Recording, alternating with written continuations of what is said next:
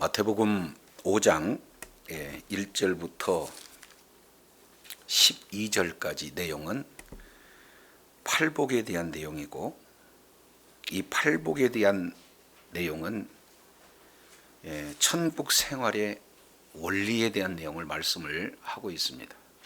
그리고 이 팔복 내용을 압축하면 하나님 나라가 핵심이 되어져요. 그래서 하나님 나라 안에 있을 때만 이런 하나님의 놀라운 8가지 분복을 이제 온전히 삶 속에 적용하며 누릴 수 있겠다 하는 내용들을 계속해서 말씀을 드렸습니다.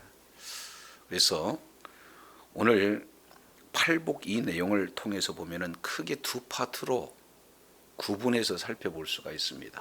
그래서 첫 번째 복에서 네 번째 복까지 이 내용은 하나님께서 사람에게 주신 그런 복을 선언하고 있다면, 다섯 번째부터 여덟 번째 복은 하나님께서 주신 복을 온전히 이렇게 받은 자라면 이 내용을 어떻게 삶 속에 적용할 것인가 하는 적용적인 부분에서 오늘 다섯 번째, 긍휼히 여기는 자는 복이 있나니 저희가 긍휼히 여김을 받을 것이요, 이렇게 말씀을 하고 있어요. 그래서 이 긍휼히 여기는 자, 이 내용은 첫 번째, 두 번째, 세 번째, 네 번째 이 복을 온전히 소유하는 그 자가 적용할 수 있는 그런 복이기 때문에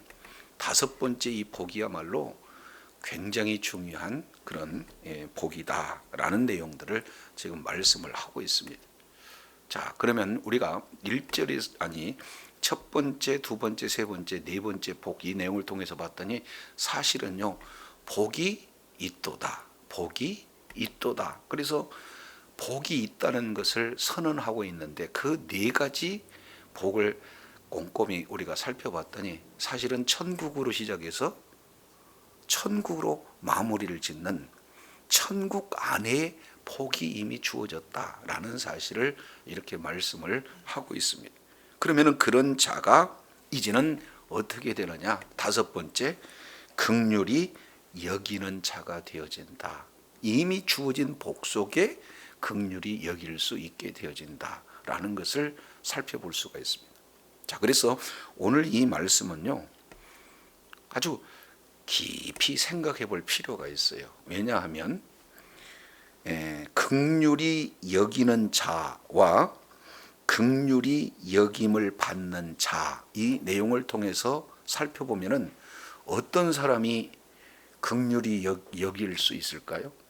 없는 사람이 이렇게 긍휼히 여길 수 있습니까? 아니면은 뭔가 있고 풍성한 가운데 뭔가 줄 수 있는 그런 어떤 사람이 긍휼히 여길 수 있다는 겁니까? 그렇죠. 없는 사람에 비해서 있는 사람이 긍휼히 여길 수 있는 그런 내용이 우리가 일반적으로 알 수 있는 그런 내용이에요. 그런데 우리가 잘 알겠지만 지금 이 마태 복음을 기록한 마태 기자는 지금 예수님과 예수님의 주변에 수많은 사람들이 몰려든 자는 기득권 층보다는 어떻게 돼요? 사회적인 약자들이 지금 몰려들고 있는 그런 상황이에요. 그런데 굉장한 사실은 복음을 선포하는 것이 이제 지금까지 무엇을 해야 복을 받는 것으로 알고 있던 그들에게 아니다, 무엇을 해야 복을 받는 게 아니라 너희는 이미 복이 있는 자다라고 선언하는 것도 지금까지 들어보지 못하는 파격적인 축복의 내용인데, 오늘 다섯 번째 주어지는 사실은 우리는 긍휼히 여김을 받아야 할 사회적인 그런 약자들, 있는 자들보다 물질에서 너무나 부족하고요. 그리고 이제는 사회적인 여러 가지 명성, 그런 권력, 여기에서 한참 동떨어져 있는 사회적인 약자, 그리고 이제 뿐만 아니라 국가적인 측면으로 봤을 때 이제는 로마군에 의해서 지배되고 억압받는 그런 상황 속에 있는 그들을 향해서 오히려 로마 그런 어떤 압제하는 군인들을 긍휼히 여겨줘라. 이 내용은 시대적인 정황 속에 참 받아들이기 쉽지 않는 그런 어떤 내용이 오늘 다섯 번째 긍휼히 여기는 자에게 주어지는 그런 복이다. 이렇게 볼 수가 있습니다. 자, 그렇다면 여기에서 우리가 이제 정리해야 할 부분이 뭐가 있냐면 사회적인 통념상 없는 자가 있는 자를 긍휼히 여기는 것보다 있는 자가 없는 자에게 긍휼히 여기는 것이 마땅한데 오히려 없는 자들을 향해서 긍휼히 여기는 그런 자라고 일컫는 데에는 첫 번째, 이것은 윤리와 도덕적인 측면에서 긍휼함이 아니다라는 것을 살펴볼 수가 있어요. 그러면 이 내용을 보면 어떻게 알아야 되느냐? 첫 번째 복과 두 번째, 세 번째, 네 번째 복이 이미 주어지는 자이기 때문에 사실은 다 받은 자예요. 이미 천국이 주어진 자요, 하나님으로부터 직접 위로받은 자요, 약속의 땅을 천국을 이미 기업으로 받은 자요, 그 주어진 내용으로 부족함이 없는 만족한 배가 불러있는 그런 상태가 되어 있기 때문에 외적으로 겉으로 드러나는 것은 도움을 받아야 할, 긍휼히 여김을 받아야 할 존재임에도 불구하고 다 받은 자예요. 그렇기 때문에 이러한 내용이 배경이 되어야 오늘 본문을 이해할 수 있게 되어지는 겁니다. 따라서 긍휼히 여김을 받을 수 있는 그런 자는 세상에서 기준이 아니라 하나님 나라의 기준을 통해서 보면은 하나님 나라를 소유한 자는 다 받은 것은 받은 그런 존재이므로 이제는 천국을 소유하지 못한 모든 자들이 세상적으로는 더 떵떵거리고 더 권력을 가지고 휘두를 수 있고 더 많은 학식이 있다 할지라도 긍휼히 여김을 받을 존재가 그들인 줄로 깨달으시길 바랍니다. 그렇기 때문에 이 문제를 먼저 우리가 정리를 해볼 필요가 있어요. 그래서 여기에서 지금 말씀하고 있는 내용은 자, 구약성경 내용을 보면은 긍휼히 여기다라고 하는 개념은 크게 두 가지 개념이 소개가 되고 있어요. 하나는 라함이라는 단어를 써요. 라함, 긍휼히 여기다, 불쌍히 여기다 뜻의 라함. 이 원래 문자적 그 내용을 통해서 보면 어머니의 자궁, 이것을 표현하고 있어요. 새 생명을 이제는 보호하기 위한 어머니의 그 놀라운 사랑, 이 내용을 라함 이렇게 표현을 하고 있어요. 좋은 것 생각하고요, 좋은 음식 구별해서 먹고요, 위험은 피하고요. 이런 내용이 생명을 잉태하기 위해서 어떻게 해요? 어머니의 모성애적 그 사랑이 사실은 배경이 되어 있는 것이 라함, 바로 긍휼히 여기는 그런 마음이 그 속에서 자리 잡고 있습니다. 두 번째는요, 우리가 잘 알고 있는 헤세드의 사랑이에요. 이 내용은 하나님께서 우리들을 향한 사랑을 이렇게 말씀을 하고 있는데 그것은 언약적 사랑이 조금 더 강조된 내용이에요. 하나님께서는 약속하시고 약속하신 내용은 신실하게 이루시는데 사람은 하나님의 약속을 해서도 지킬 수가 없어요. 그런데 지키지 못한 그 자에게도 하나님이 변함없는 하나님 편에서 약속하신 것은 비록 지키지 못했다 할지라도 하나님이 약속하신 그 약속을 지키시는, 받을 조건이 전혀 되어 있지 않은데도 불구하고 약속에 근거한 거저 주신 사랑이 헤세드 사랑이다. 그래서 두 가지, 약속에 근거한 받을 조건이 전혀 갖춰지지 않는 자인 우리들을 향해서 우리 하나님이 약속하신 것을 신실히 지켜주시는 헤세드의 사랑 플러스 이제는 모성애적 그런 어떤 사랑, 라함의 사랑이 압축된 그런 어떤 단어가 긍휼히 여기다라는 이런 뜻이에요. 그래서 이 긍휼히 여긴다라고 하는 내용은 마치 창자가 끊어진 듯한 고통, 이것을 여기는 그런 어떤 사랑을 뭐라고 표현하냐? 긍휼히 여기다. 이런 어떤 부분들을 말씀을 하고 있습니다. 자, 이 내용을 구약성경 여러 군데 이렇게 살펴보면은 많은 긍휼히 여기는 그런 내용들이 소개가 되고져 있죠.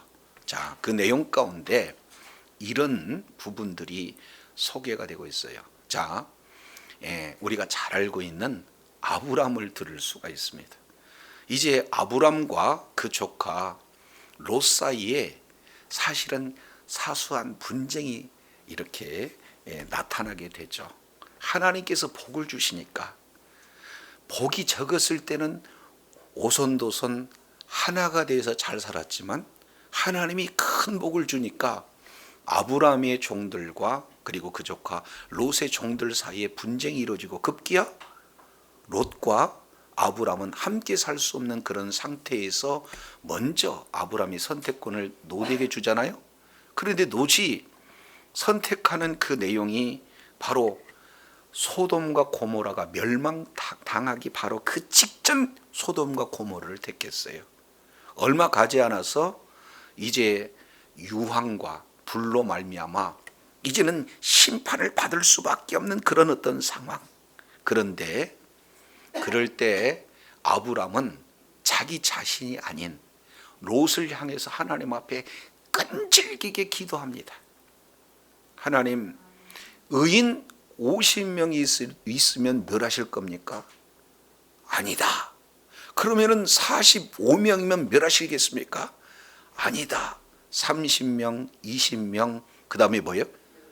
10명 있으면, 이렇게 해서 끝까지 롯을 이렇게 구원하기 위해서 아브라함은 기도했죠. 그래서 훗날 성경은 말씀을 하고 있기를 롯이 구원받는 것은 누구의 기도로 인해서 구원을 받았습니까? 아브라함의 기도를 통해서.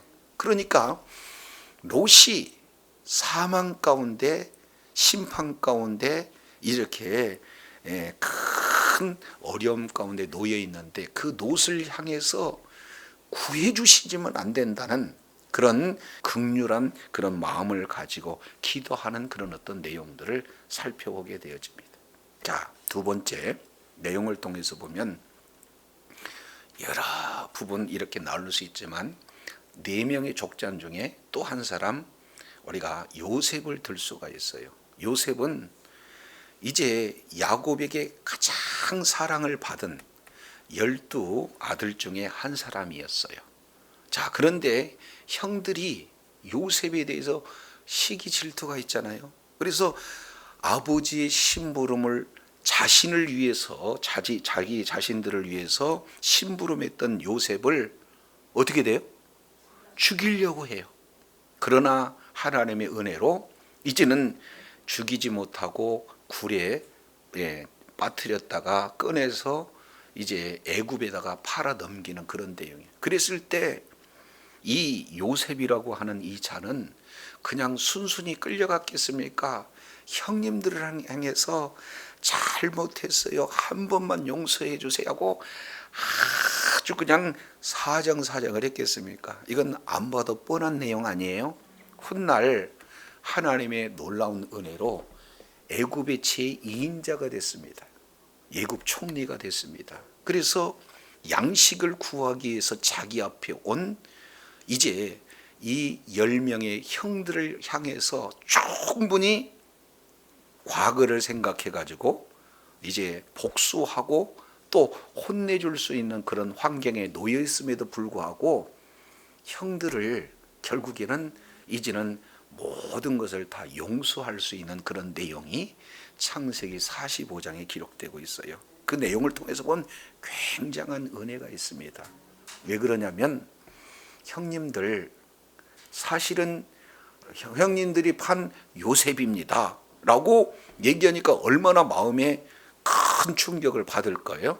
그런데 사실은 형들이 나를 파는 것 같지만 우리 가정을 위해서 그리고 우리 민족을 위해서 하나님께서 먼저 나를 보내셨습니다. 이렇게 표현하고 있는 내용은 이제는 본인이 이제 형들을 무슨 마음을 가졌느냐, 하나님의 언약적 사랑에 근거해서 긍휼히 여기는 마음을 가졌다. 그러므로 이제는 긍휼히 여기는 그런 어떤 내용들을 성경은 말씀을 하고 있어요. 자, 이제 두 사람, 아브라함이 롯을 향한 긍휼한 마음, 그리고 이 요셉의 형들을 향한 긍휼한 마음, 이 내용들을 긍휼한 마음이 어떤 부분인가라는 내용들을 우리가 살펴봤습니다. 이제 범위를 넓혀서 하나님께서 이스라엘 백성들을 긍휼히 여겨주는 그런 내용들을 살펴볼 수 있는데 우리 한 군데 살펴보겠습니다. 호세아서 1장 2절 내용을 보면 음란한 아내를 취해서 음란한 자식을 낳아라. 이렇게 지금 막 명령하고 있어요. 그런 이유는 왜 그러냐? 이 나라가 여호와를 떠나 크게 음행하였기 때문이다. 이렇게 말씀을 하고 있어요. 그래서 하나님의 마음을 호세아를 통해서 호세아가 하나님의 마음을 갖고 난 다음에 그 호세아가 이스라엘 백성들에게 그대로 하나님의 마음을 전달할 수 있도록 지금 우리 하나님께서 말씀을 하고 있는 그런 내용들을 보게 되어집니다. 자, 그 중에 이렇게 말씀을 하고 있어요. 자, 자녀를 낳는데 고멜과의 사이에서 낳은 자녀가 1장 4절 내용을 보니까 이스라엘이라고 하라 하는 내용과 두 번째 6절에 로루하마라고 하라, 그리고 세 번째 9절에 로함미라고 하라. 지금 이렇게 말씀을 하고 있어요. 근데 6절 요거 좀 자세히 보시죠. 고멜이 또 잉태하여 딸을 낳았는데 그 딸을 여호와께서 호세에게 그 이름을 로루하마 이렇게 얘기했는데 거기에 풋노트 보니까 뭐라고 했습니까? 긍휼히 여김을 받지 못할 자 이름을 로루하마 이렇게 붙였다는 거예요. 그러면서 여기에서 긍휼이라고 하는 내용이 여기에서 라함이라는 단어, 어머니 자궁이라는 그런 뜻의 긍휼 요 내용이 이 속에 포함이 되고 있어요. 그래서 루하마 이 원래 어근을 보면은 라함이라고 하는 내용이고 로라고 하는 것은 절대 없다. 그런 어떤 뜻이 되겠죠. 그러니까 긍휼이 절대 없는 그런 이름. 그래서 로, 라함 이 두 단어가 합해서 루하마라는 그런 어떤 내용의 그 이름이 지금 딸에게 붙여진 내용이에요. 자, 그러면서 9절 세 번째 내용을 통해서 로암미라고 해라. 그러면 이 로라는 것은 부정어고 그리고 암미라고 하는 내용은 백성이에요. 그러니까 내 백성이 아니다라는 뜻을 가지고 있어요. 그래서 세 자녀를 지금 낳게 되는 거죠. 자, 근데 2장 내용을 통해서 살펴보니까 이제 우리 주님께서 이 부분들을 이렇게 표현을 하고 있습니다. 자, 2장 23절 내가 나를 위하여 그를 이 땅에 심고 긍휼히 여김 받지 못할 자들을 뭐한다? 그렇습니다. 긍휼히 여기고 내 백성이 아닌 자에게 향해서 너는 뭐다? 내 백성이다 라고 이르기를 이렇게 지금 말씀을 하고 있어요. 그러면 이 내용을 통해서 살펴본다면은 긍휼히 여기지 못할 루하마였는데 앞에 있는 노를 빼버리고 뭐 하는 거예요? 이제 루하마, 그리고 로 암미에서 로를 빼버리고 암미. 그러니까 결국 긍휼히 여김을 받지 못할 그런 자를 긍휼히 여기는 자가 되게, 백성이 아닌 자를 백성이 되게 하겠다는 것이 우리 하나님께서 지금 이제 말씀을 하고 있는 거예요. 이것이 온전한 회복을 말씀하고 있는 줄로 깨달으시길 바랍니다. 이 호세아서 내용은 여러분 잘 알죠.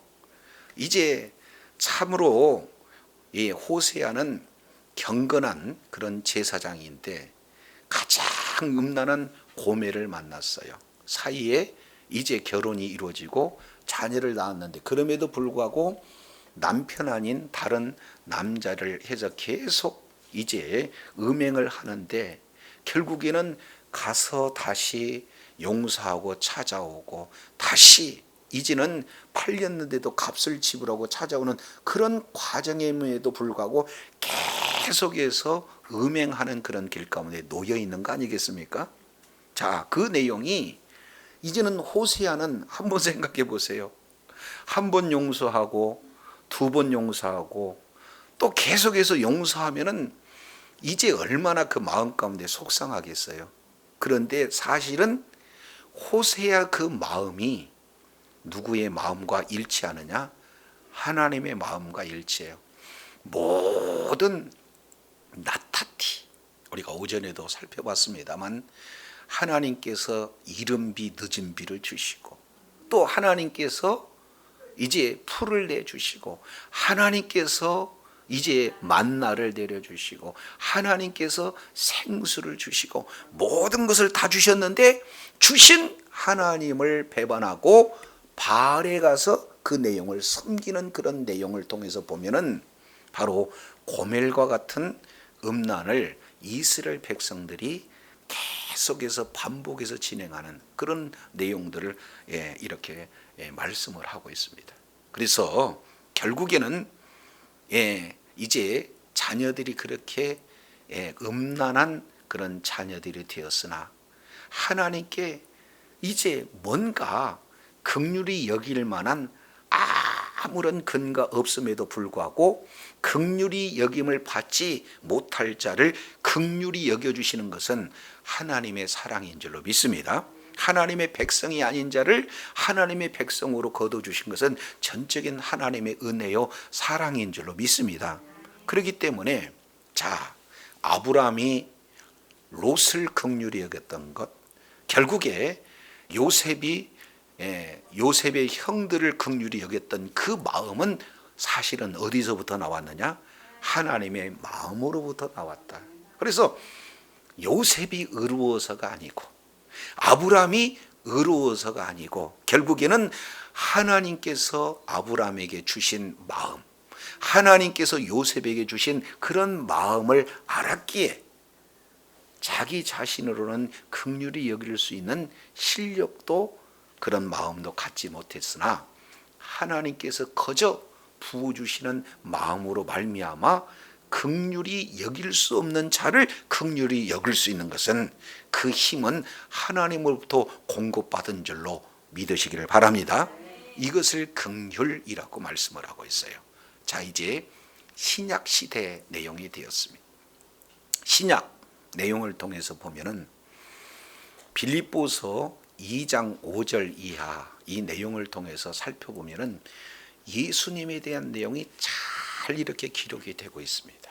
그 내용을 통해서 이제 살펴보게 되면은 자, 본디 예수님께서는 하나님의 뭐래요? 하나님의 본체시예요. 그런데도 불구하고 하나님과 동등됨을 여기시지 않았다. 낮아지신 거죠. 그래서 창조주 하나님이 친히 피조물이 되었어요. 사람의 모습으로 하겠어요. 더 낮아지셨죠. 그런데다가 이제 그 창조주 하나님이 피조물로 낮아지는 것도 굉장한 낮아짐이신데 우리 하나님께서 피조물에게 뭐예요? 십자가에 달려 죽이는 그런 역사가 임하게 되어지는 거예요. 이것이 왜 그러느냐? 왜 예수님은 이제 하나님이신데 피조물인 인간의 몸으로 오셨나? 육신을 입고 이 땅에 왜 오셨는가 하는 내용은 바로 저와 여러분을 죄와 사망에서 구원해 주시기에 오신 분이 바로 우리 주님이신 줄로 믿습니다. 이게 하나님이 우리를 향한 긍휼함이에요. 자, 이 내용에 대해서 사도 바울은 너무나 자세히 기록하고 있는 내용이 에베소서 2장의 이 내용을 잘 기록하고 있는 것을 보게 됩니다. 자, 에베소서 2장이에요. 에베소서 2장 1절 내용을 통해서 보면 너희의 허물과 죄로 죽었던 너희를 뭐 하셨도다? 살리셨도다. 우리는 죄 그리고 허물 이 내용으로 이미 죽었던 존재예요. 왜 죽었느냐 봤더니 크게 세 가지 모습으로 나타나죠. 에베소서 2장 2절 그때에 너희가 그 가운데 그러면은 죄와 허물 가운데 행하여 이 세상 풍속을 따르고 공중 권세 잡은 자를 따랐으니 곧 지금 불순종 아들들 가운데 역사하는 영이라. 전에는 우리도 그 가운데서 어떻게 해요? 우리의 뭘 따랐어요? 그렇습니다. 하나님의 말씀을 따라간 게 아니라 우리 욕심을 따라갔어요. 그리고 육체와 마음에 원하는 것을 하는 그런 존재였습니다. 그러면 세 가지. 첫 번째 2절에 보니까 세상 풍조를 따라가는 자. 두 번째 3절에 육체의 욕심을 따라가는 자. 세 번째 육체와 마음에 원하는 것들을 하기 위해서 가는 자. 이런 자들을 영적으로는 한마디로 이렇게 표현을 하고 있어요. 본질상 진노의 자녀. 그러니까 하나님의 진노를 피할 수 없는 진노의 자녀예요. 그런데 이걸 영적인 내용으로 보니 왜 그랬는가 봤더니 자, 공중 권세 잡은 자, 불순종의 아들들 가운데 역사하는 영, 그런 영들의 종이 되어서 철저하게 그들의 지배를 받았다 그 말이에요. 하나님의 형상으로 지음받은 백성들이 하나님을 따라야 되는데 오히려 하나님의 대적자 사탄이를 따랐다. 그래서 결국엔 본질상 진노의 자녀가 되었어요. 그러면 우리는 이제 하나님께 받을 수 있는 은혜를 찾아봐도 찾을 수 없는 그런 존재다. 전적으로 하나님의 뭘 받아야 돼요? 진노를 받아야 할 그런 대상이에요. 그런데 하나님의 성품 세 가지가 그 뒤에 4절, 5절, 6절 이 내용에 이렇게 소개가 되고 있어요. 자, 2장 4절 내용을 보니까 긍휼이 풍성하신 하나님이 우리를 사랑하시는 그 크신 사랑을 인하여 허물로 죽은 우리를 그리스도와 함께 살리셨고 너희가 은혜로 뭘 받은 것이다? 세 가지. 첫 번째 내용을 통해서 봤더니 하나님은 누구신가? 하나님의 성품에 대한 내용을 첫 번째, 하나님은 긍휼의 하나님이시다. 이렇게 지금 말씀을 하고 있어요. 그래서 긍휼이라고 하는 이 내용은 어떻게 돼요? 하나님께서 우리를 이제 죄와 허물로 죽었다. 여기 죽은 것은 이제 어떤 내용이냐면 1차, 2차, 3차 죽음을 표현을 하고 있어요. 선악과를 따먹으로 말미암아 이미 영혼이 죽은 상태고, 그리고 죄와 허물로 마지막에 2차적인 죽음은 어떻게 되는 겁니까? 이제 육신과 영혼이 분리가 되는 거고, 그리고 최종적인 죽음의 내용은 이제는 어떻게 됩니까? 지옥불에서 영원히 고통받을 수밖에 없는 그런 상태를 3차 죽음 이렇게 표현하죠. 그래서 영혼의 죽음, 육적인 죽음, 영원한 죽음.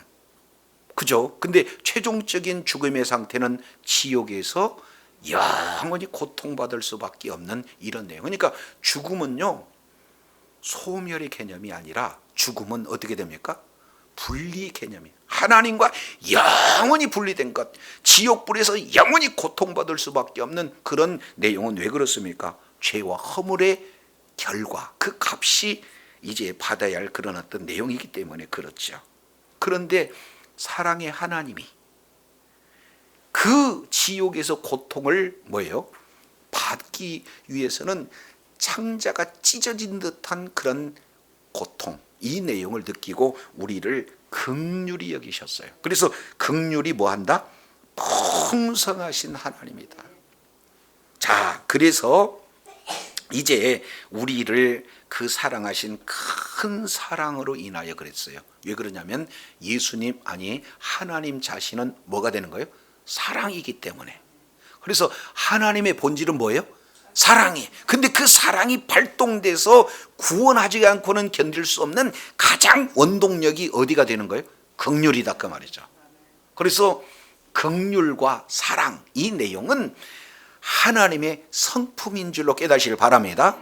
그러니까 공의의 하나님이시면서 동시에 우리 주님은 사랑의 하나님이세요. 자, 이 내용을 이렇게 긍휼의 하나님, 사랑의 하나님, 이렇게 말씀을 하고 있어요. 자, 그래서 이제 사랑의 그 하나님이 긍휼의 그 하나님으로 말미암아 우리를 구원을 해주는데, 5절 보세요. 허물로 죽은 우리를 그리스도와 함께 뭐 하셨어요?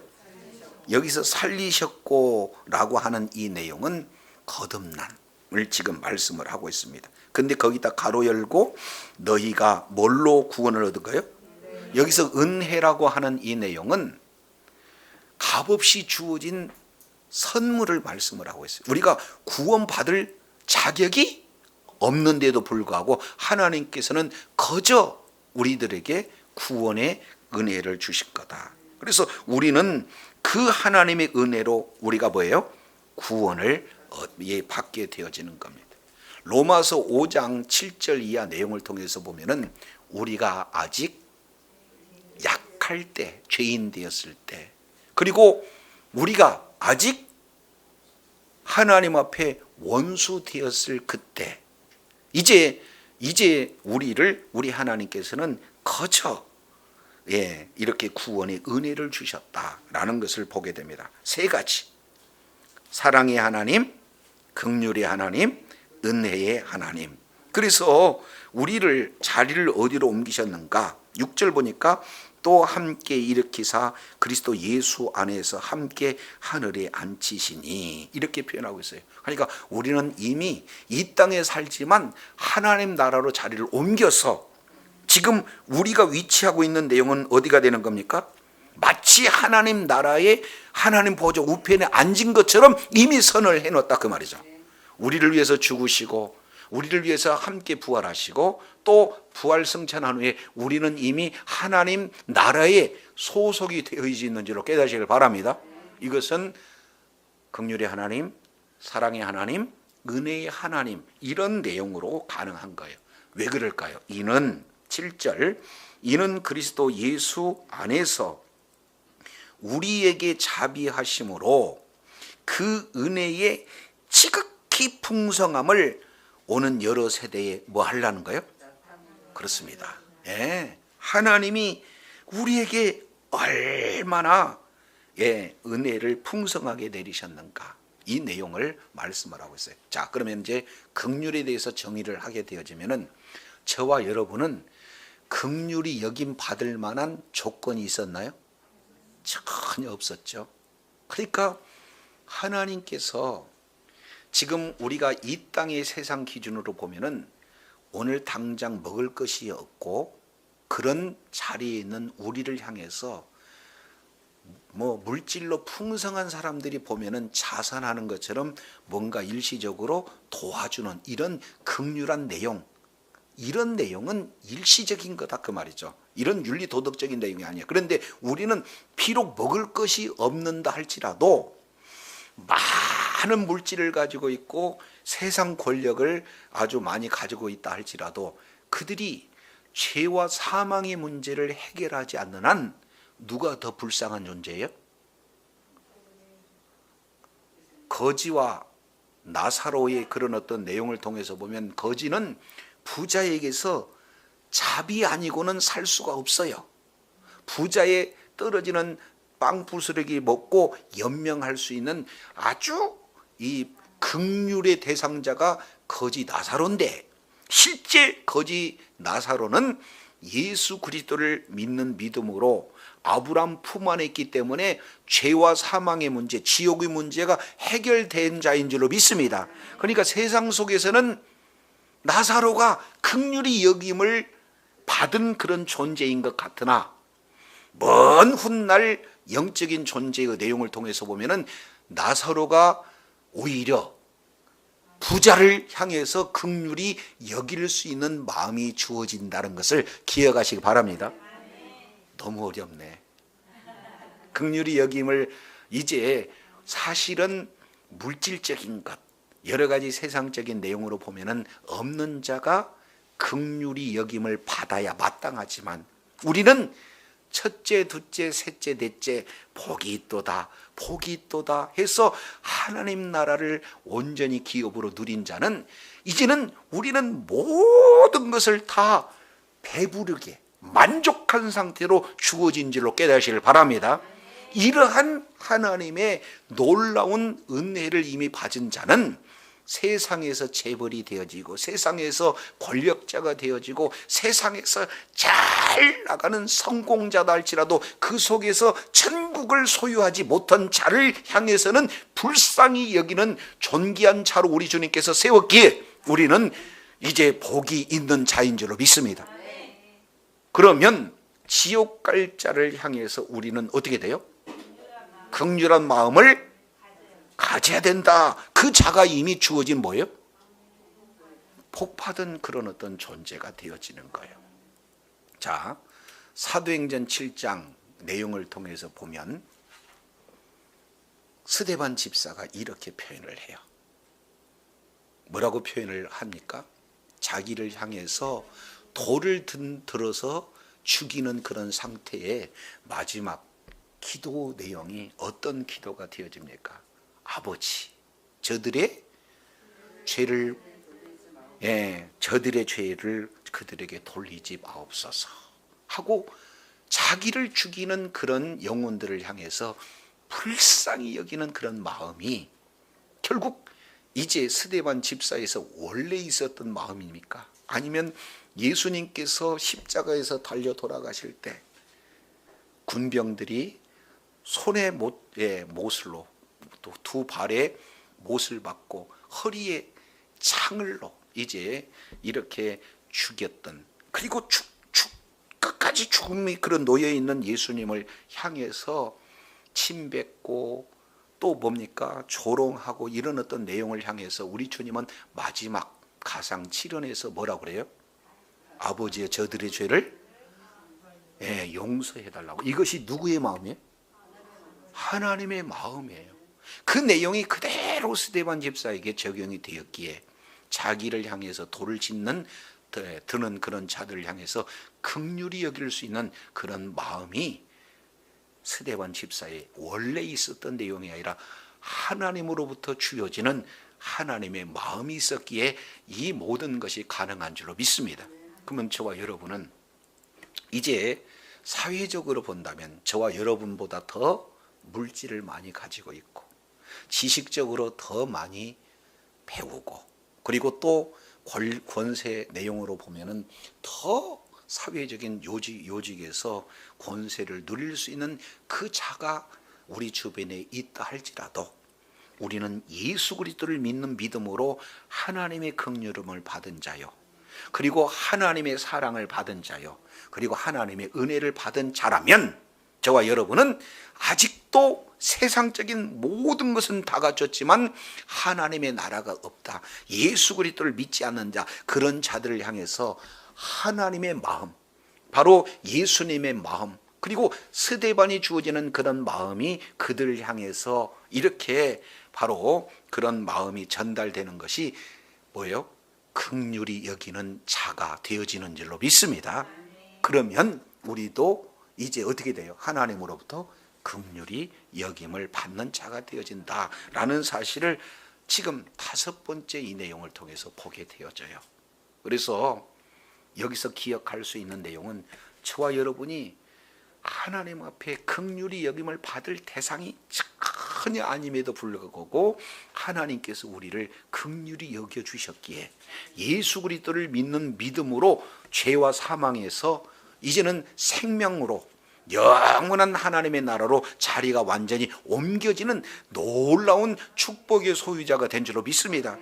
그렇듯 우리를 향해서 돌질하고 우리를 향해서 조롱하고 우리를 향해서 압박하는 그런 어떤 사람들이 있다 할지라도 주의 사랑을 바로 증거하게 되어질 때 그 자가 이미 주어진 복을 잘 적용하는 자가 되는 줄로 믿습니다. 그래서 주님 오시는 그날까지 긍휼히 여김을 받은 우리가 이제는 긍휼히 여김을 받을 자가 우리 주변에 널려 있는데 이미 하나님으로부터 긍휼히 여김 받은 자이기 때문에 이제는 우리도 그 사랑을 증거할 수 있는 긍휼히 여기는 자가 자리에 있어서 하나님의 놀라운 분복을 이미 소유한 자라는 하나님의 그 사랑을 증거하는 주의 사랑하는 자녀들이 다 되시기를 예수 이름으로 축원합니다. 기도하겠습니다.